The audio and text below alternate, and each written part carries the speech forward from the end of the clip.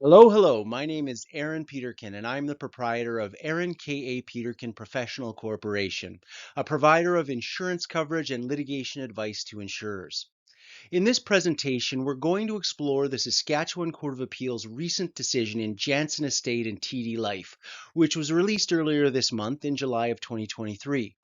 Now, this case has received a lot of media attention and considers the application of two very different criminal act exclusions in policies of life insurance.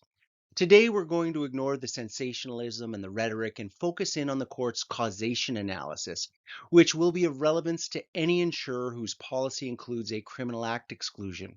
And this includes insurers of property and third-party liability policies whose wordings include the same or similar causal conjunction phrases. Now let's get after it.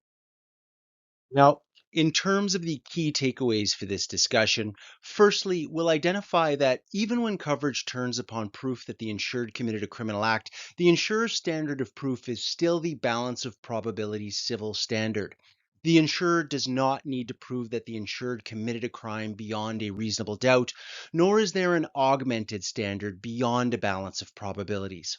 To meet the standard of proof and engage any particular criminal act exclusion, the insurer has to adduce evidence that satisfies the court that, on a balance of probabilities, the alleged criminal act was, in fact, committed by the insured. Secondly, when considering the application of any exclusion, it is essential to identify the particular causal conjunction phrase employed in the exclusionary wording.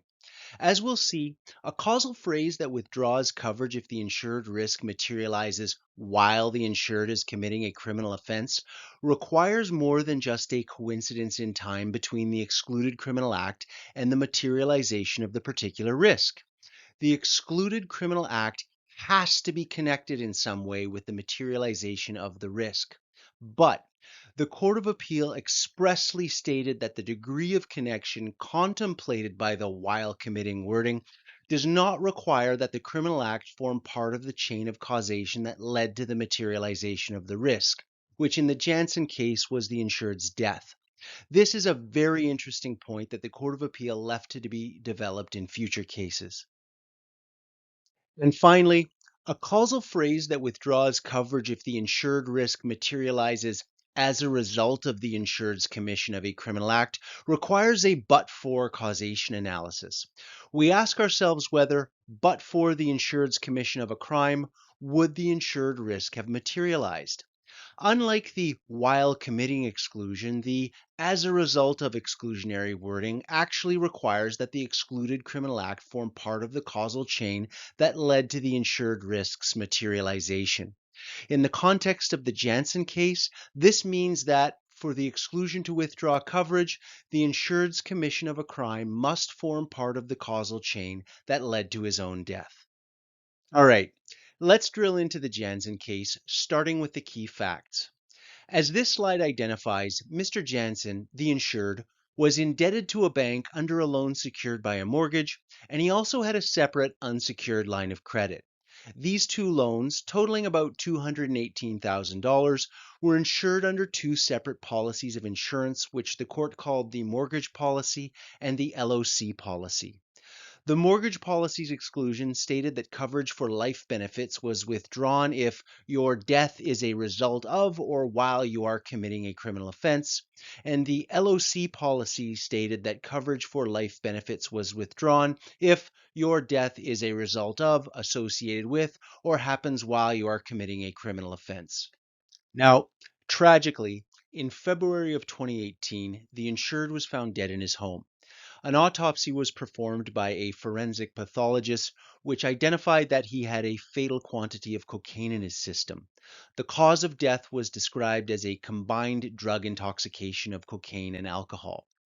Sometime later, the insured's estate applied under the mortgage and LOC policies for payment of the debts owing to the bank, and the insurers denied coverage relying on the respective exclusions in each policy.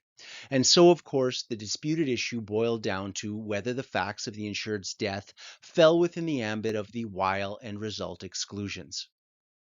Of course, the Court of Appeal considered a multitude of legal issues raised by the insured's death. For our purposes today, we're going to focus in on three of them. Firstly, the court addressed the standard of proof to be applied when the coverage issue concerns the insured's commission of a criminal act.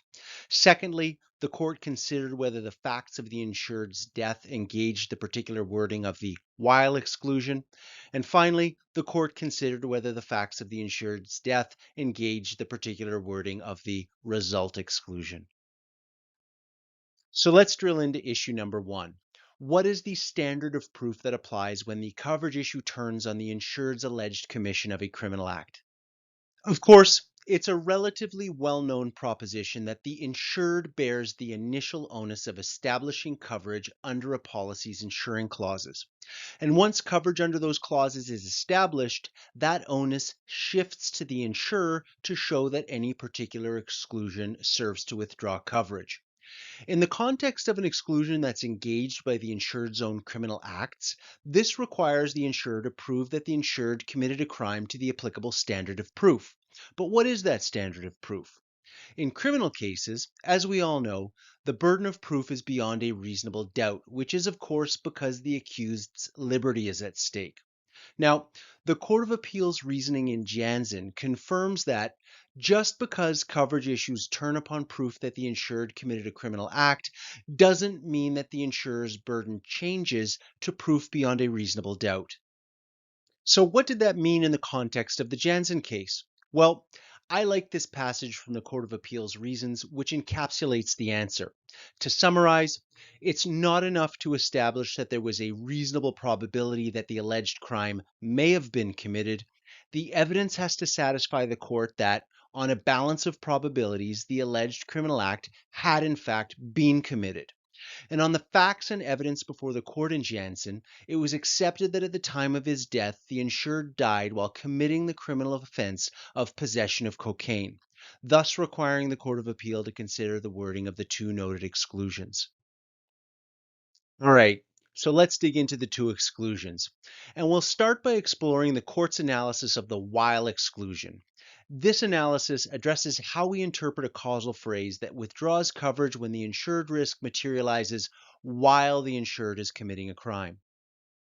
And here's the text of the while exclusion, which states that coverage is withdrawn and the insurer won't pay life benefits under the policy if the insured dies while committing a criminal offense. So, at a high level, the question for the Court of Appeal was whether the insured died while he was committing a criminal offense. Now, in the lower court, the Queen's Bench judge noted that, at the moment he died, the insured could have been charged and convicted of possessing the wrapper of cocaine found in his wallet. Thus, the insured died while committing a criminal offense, and the while exclusion withdrew coverage.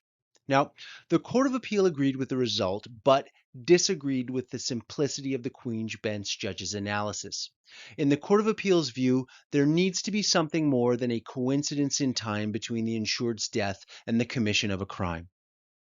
In the Court of Appeal's view, if coincidence in time between the insured's death and the commission of a crime was the only consideration, then the right to payment under the policy could be abrogated unreasonably in a number of situations that could have never been contemplated by the policyholder. And to illustrate this point, the Court of Appeal provided a number of hypothetical examples set out on the slide. More to the point, the Court of Appeal observed that if instead of dying of an overdose, the insured had been hit by a bus on the street while unlawfully possessing a wrapper of cocaine in his back pocket, coverage could properly be denied based on the Queen's Bench judge's process of analysis, which is not a reasonable interpretation of the wording. No insured could reasonably expect that coverage would be abrogated in any of those hypothetical scenarios. So, as a requirement, a causal phrase that withdraws coverage if the insured risk materializes while the insured is committing a criminal offense requires more than just a coincidence in time between the excluded criminal act and the materialization of the particular risk.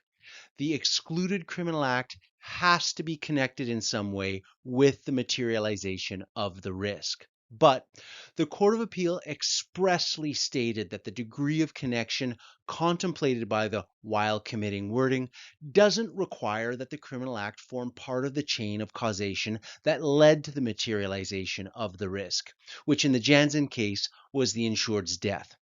The court left to future cases the question of what degree of connection beyond coincidence in time has to exist between the criminal act and the death of the insured before it can be said that the insured has died while committing a criminal offense.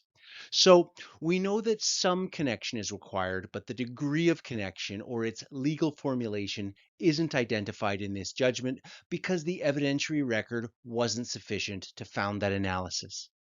And finally, let's explore how the Court of Appeal interpreted a causal phrase that withdraws coverage if the insured risk materializes as a result of the insured's commission of a crime. And here is the text of what the court called the result exclusion, which identifies that coverage is withdrawn if the insured's death is a result of their commission of a criminal offense. Now, with respect to this exclusion, the Court of Appeal began by noting that this result of wording clearly requires a causal connection between the commission of a crime and the insured's death. The court referenced a New Brunswick Court of Appeal case which identifies that a death results from the commission of a criminal offense if the violation of the law and the death are events in sequence and some element of factual causation, even a remote cause, is present.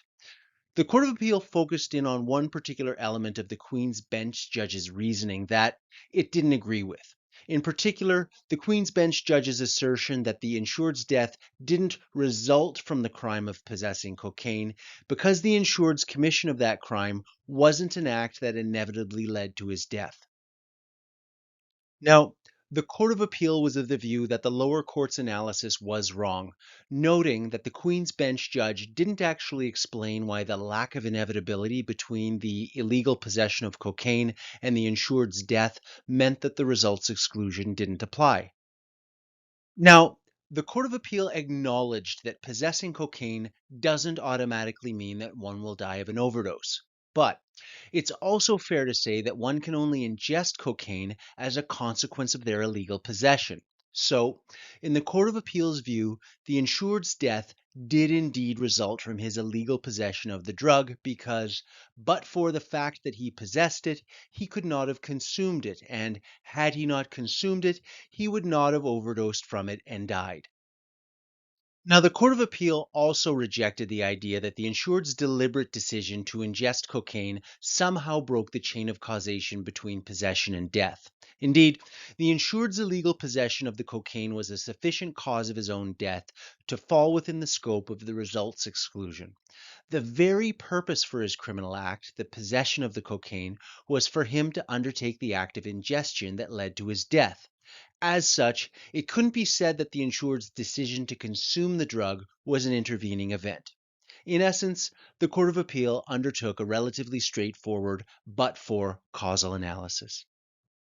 So, quite an interesting case, but there's nothing particularly surprising about the Court of Appeal's analytical approach. In my view, much of the media attention this case has garnered arises from the issue of the insured's history of substance abuse, which is, for the most part, a red herring when it comes to our analysis of the policy wording.